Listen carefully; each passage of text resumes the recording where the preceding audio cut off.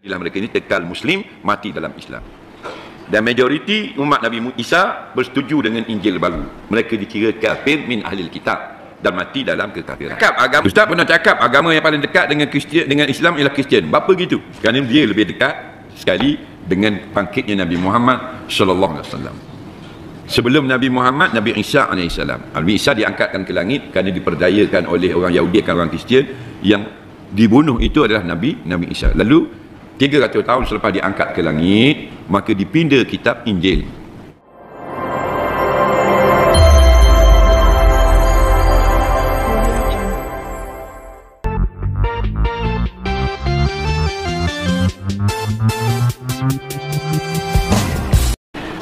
Ustaz pernah cakap agama yang paling dekat dengan Kristian, dengan Islam ialah Kristian. Bapa gitu? Kerana dia lebih dekat sekali dengan bangkitnya Nabi Muhammad sallallahu alaihi wasallam.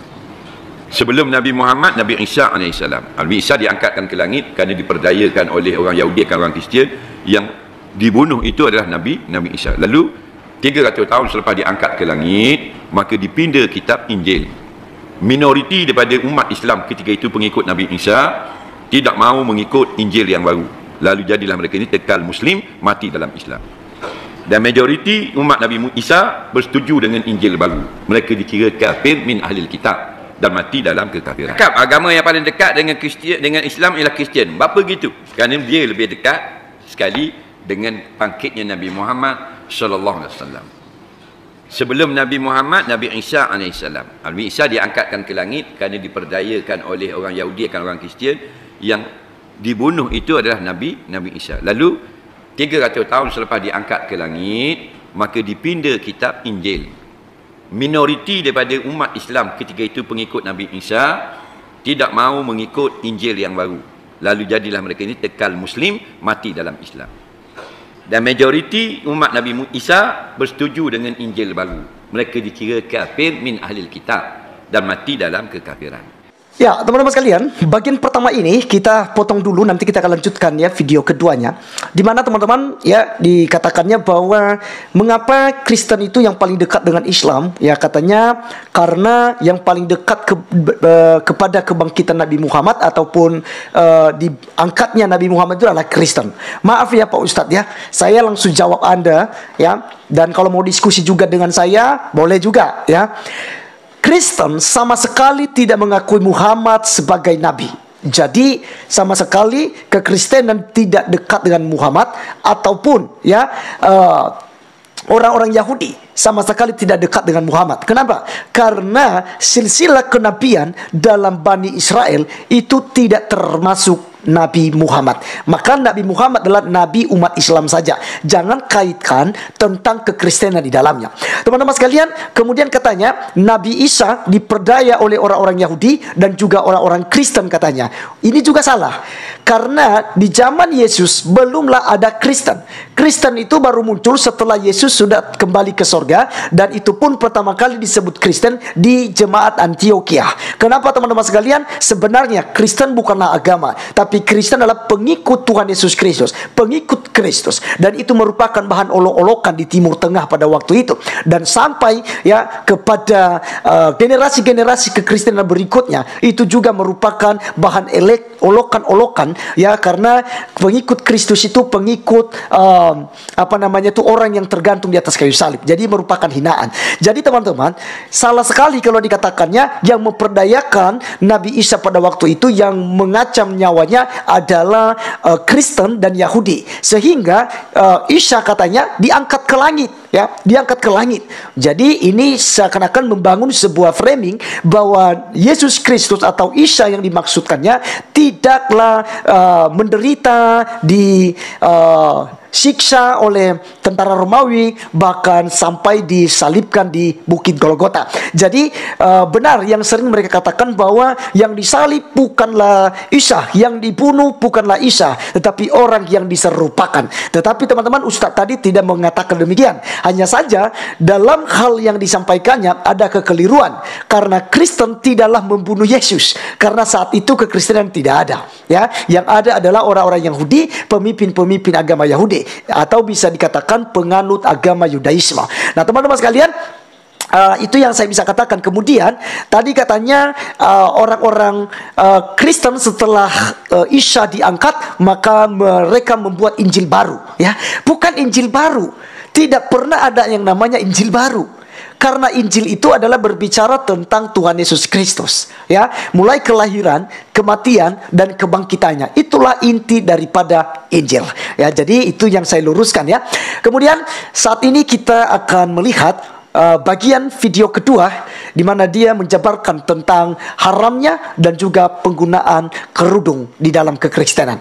Mari kita langsung lihat video berikut ini. Lepas pada itu tidak ada nabi yang lepas pada Nabi Isa ialah Nabi Muhammad sallallahu alaihi wasallam. Sebab itulah syariat kita dengan kitab Injil tidak jauh bezanya. Haram makan babi ada dalam Quran, dalam Injil. Dan wajib pakai jilbab ada dalam Injil, ada dalam Quran. Faham lagi? Batu kita tengok nisbah pakaian sunnahnya lebih dekat sekali ialah sunnah orang yang mengikut kitab Injil. Sebab tu padri perempuan dia masih diwajibkan menutup rambut, pakai tudung. Okey? Ya. Dia asal dalam kitab Injil semua perempuan Islam iman Nabi Isa wajib pakai tudung, tutup rambut. Bila dipinda kitab Injil termasuk pinda hukum jilbab. Apa dipinda? Yang bekerja dengan Tuhan sebagai padri atau rahib wanita kekal wajib tudung rambut. Yang bukan kerja dengan Tuhan, tidak duduk di gereja, tidak mengapa membuka rambut. Nampak lagi? Jadi asal hak padri tu itu adalah tuntutan agama Islam sebenarnya. Okay? Nah, teman-teman sekalian, di bagian keduanya dia katakan bahwa Nabi Isa dengan Nabi Muhammad sangat dekat katanya, ya. Jadi saya juga bantah. Hal itu sama sekali tidak benar. Karena Yesus tidak mengenal Muhammad. Bahkan Yesus tidak pernah menubuatkan bahwa setelah dia akan muncul nabi yang baru, akan muncul nabi yang datangnya dari Arab. Ya, Yesus tidak pernah memberikan mandat demikian. Maka saya mau katakan Muhammad dan Yesus sama sekali tidak dekat, ya. Tapi kalau dia bermaksud punya Isa yang lain, silakan, ya. Karena juga versi Isa yang mereka maksud itu lahir di pohon korma, ya, di bawah pohon korma gitu, ya. Bisa meniup tanah lalu jadi burung gitu, ya. Itu berbeda dengan kisah Yesus. Tapi kalau dia samakan membawa-bawa Kristen, maka tentu saja kita bantah bahwa Yesus, ya, Tuhan Yesus tidak pernah dekat dengan Nabi Muhammad. Karena Muhammad bukanlah bagian dari Nabi Bani Israel. Karena Muhammad munculnya dari Arab. Oke? Jelas, ya, dan clear. Kemudian mengenai makan babi, teman-teman sekalian. Di mana dikatakannya bahwa di dalam syariat Islam dengan Kristen juga hampir sama di kitab Injil. Di Injil dilarang makan babi, di Al-Quran dilarang juga makan babi. Ini juga salah. Kenapa saya katakan salah, teman-teman sekalian? Di kitab Injil, baik Matius, Markus, Lukas, dan Yohanes yang memuat tentang kelahiran, kematian, dan kebangkitan Tuhan Yesus Kristus tidak pernah mengharamkan babi. Ya, di situ tidak pernah ada ayatnya yang mengatakan bahwa haram makan babi. Tidak ada di dalam kitab Injil Matius, Markus, Lukas, dan Yohanes. Ya, bahkan keseluruhan perjanjian baru itu sama sekali tidak diharamkan tentang makanan babi. Nah, jadi mereka salah kaprah. Ustadznya salah menuduh mengenai Injil. Apa Injil yang dia maksud? Injil yang dimaksud, teman-teman sekalian, adalah bicara tentang pribadi Yesus Kristus, kelahirannya, kematiannya, ya, kenaikannya ke sorga, kematian, kebangkitan, kenaikannya ke sorga. Itulah Injil, berbicara tentang sosok, tentang pribadi daripada juru selamat, yaitu Yesus Kristus. Nah, kalau bicara tentang haramnya daging babi, haramnya makan ini, makan itu bukan di kitab Injil, bukan di kitab Matius, Markus, Lukas, dan Yohanes. Itu ada di Imamat pasal 11. Kitab Taurat Musa, ya, itu yang disebut dengan kitab Taurat, bukan kitab Injil. Jadi sama sekali, ya, tidak ada kaitannya tentang Taurat, ya, untuk haramkan daging babi, gitu, ya. Lalu disebutkan itu Injil, gitu, ya. Karena Taurat bukanlah Injil, Injil bukanlah Taurat. Ini harus dipahami. Sebab teman-teman kita dari Muslim selalu mengatakan keseluruhan daripada Alkitab itu adalah Injil. Salah. Injil itu hanya 4 kitab, ya, yang memuat tentang isi kehidupan Tuhan Yesus, yaitu Matius, Markus, Lukas, dan Yohanes. Kemudian dijabarkan lagi oleh Rasul Paulus dalam pelayanannya. Ada beberapa kitab-kitab Rasul Paulus. Nah, jadi kalau bicara tentang Injil, ini seringkali dari pihak Muslim salah kaprah. Oke, sekali lagi, termasuk Ustadz yang dari Malaysia juga salah. Injil itu bukanlah keseluruhan daripada Alkitab. Injil adalah berbicara tentang pribadi Yesus Kristus. Dan yang menceritakan tentang pribadi Yesus Kristus itu ada kitab Matius, Markus, Lukas, dan Yohanes. Nah teman-teman sekalian, saya sedikit menjabarkan tentang haramnya makan babi. Islam, mereka hanya mengharamkan tentang makan daging babi. Padahal kalau kita kembali kepada kitab Imamat pasal 11 itu teman-teman sekalian, itu berbicara tentang makanan yang haram itu bukan cuman babi, tapi ada kelinci, ada pelandu, ada binatang yang tidak memama biak, tidak berkuku belah, itu tak boleh makan, seperti kelinci. Kemudian segala makhluk hidup yang ada di dalam air seperti ikan lele, ikan gabus, belut, dan pada umumnya ikan yang tidak bersisik dan bersirip, ya. Ikan yang tidak bersisik dan bersirip itu tidak boleh dimakan. Ya, jadi dalam arti kata yang boleh dimakan adalah ikan yang bersisik dan juga bersirip. Ya, seperti ikan lele tadi teman-teman, tidak bersisik. Ya, maka ini haram, tak boleh dimakan. Ya, jadi kalau soal makan minum itu di bagian Taurat Musa. Nah, sekarang kita sudah di zaman anugerah, di zaman Tuhan Yesus Kristus ya. Jadi tidak ada yang haram. Dikuduskan dengan doa dalam nama Tuhan Yesus Kristus. Kedua teman-teman sekalian, tentang jilbab. Ya, kalau dikatakan tadi itu semua pengikut Nabi Isa itu wajib menggunakan jilbab bagi mereka yang melayani dalam rumah Tuhan. Oke, jadi ini sebenarnya bukan sebuah kepercayaan, tapi ini tradisi orang-orang Yahudi ya di Timur Tengah.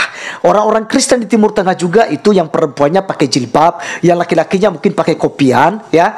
Tetapi ya itu adalah budaya ya. Bagaimana dengan orang Kristen di Asia seperti di Indonesia? Nah, itu tidak wajib karena budaya kita tentu saja berbeda teman-teman sekalian. Ya, karena kekristenan itu dia menyesuaikan dengan kontekstual. Ya, ada kontekstualnya. Maka tidak boleh dibanding-bandingkan antara Islam dan Kristen. Ya, Islam pakai namanya itu jubah, lalu Kristen menggunakannya pakai jilbab. Kristen dan Islam itu sama, itu tidak bisa karena budaya orang Yahudi ya itu memang mereka menggunakan jilbab, tetapi budaya-budaya di luar orang Yahudi itu tentu saja berbeda dan itu bukan sebuah keharusan. Soal ibadah kita itu dilihat dari hati kita, ketulusan hati kita, keikhlasan hati kita untuk memberikan waktu kepada Tuhan, itu yang paling.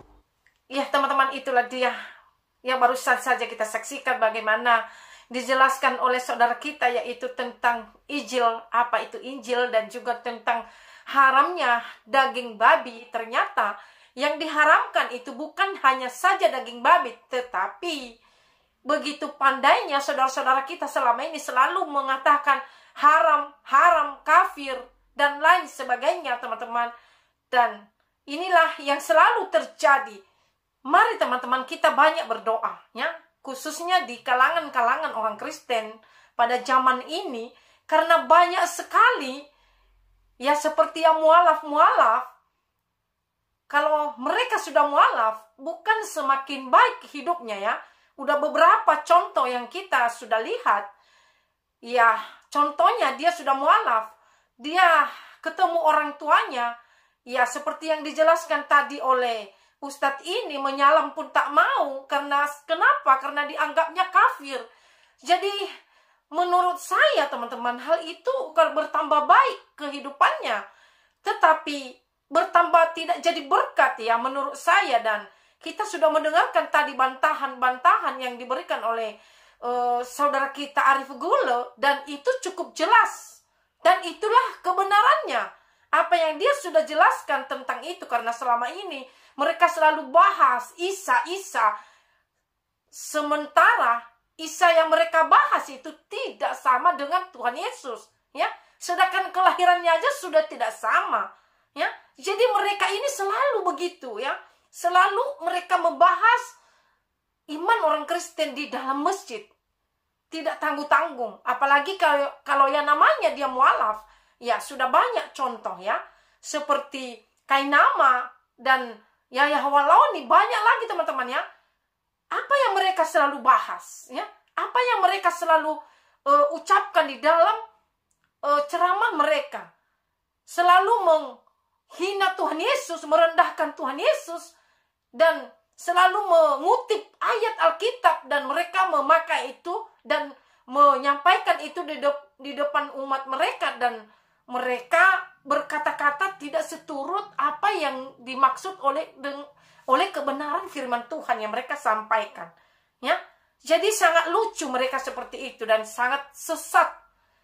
Nah, jadi itulah teman-teman yang selalu mereka lakukan kepada umat orang Kristen sebenarnya. Nah, saya berpikir seperti ini teman-teman. Ternyata bukan hanya ustadz di Indonesia saja membahas Alkitab. Yang seperti tadi ya, ini tadi ustadz dari Malaysia loh. Ternyata sama juga ya. Mereka selalu mengutip ayat dan membahas dan membandingkan Tuhan Yesus dengan Isa yang mereka sebut-sebutkan di dalam Al-Quran mereka. Dan mengkafir-kafirkan orang Kristen. Nah, jadi teman-teman, kembali saya pesankan lewat video ini, memang kita harus berdoa syafaat buat generasi orang Kristen agar tidak disesatkan oleh mereka-mereka ini, ya, karena mereka sangat banyak melakukan hal ini ya, khususnya kalau mualaf ya, dan sangat mereka membenci agama yang sebelumnya ya, seperti Yahya Waloni. Bagaimana dia berkata pendeta semua masuk neraka di Manado ya. Padahal itu kampungnya. Nah, dari sini aja kita sudah tahu ya bagaimana kebusukan mereka jika mereka sudah mualaf. Bagaimana hati mereka menjadi batu, tidak memiliki kasih. Ya, tidak ada kasih lagi di dalam kehidupan mereka ketika mereka meninggalkan jalan Tuhan. Dan memang firman Tuhan berkata jika seseorang itu meninggalkan Tuhan, maka memang hidupnya udah jelas seperti itu. Karena nggak diisi lagi dengan firman Tuhan. Jadi kasih itu tidak ada lagi ya. Jadi itulah teman-teman yang saya bisa bagikan kali ini. Semoga video ini bermanfaat bagi kita dan khususnya bagi rohani kita. Mari terus mendukung kami dan doakan kami dalam channel ini agar channel ini juga menjadi berkat bagi banyak orang dan bagi kita semuanya. Tuhan Yesus memberkati kita. Shalom.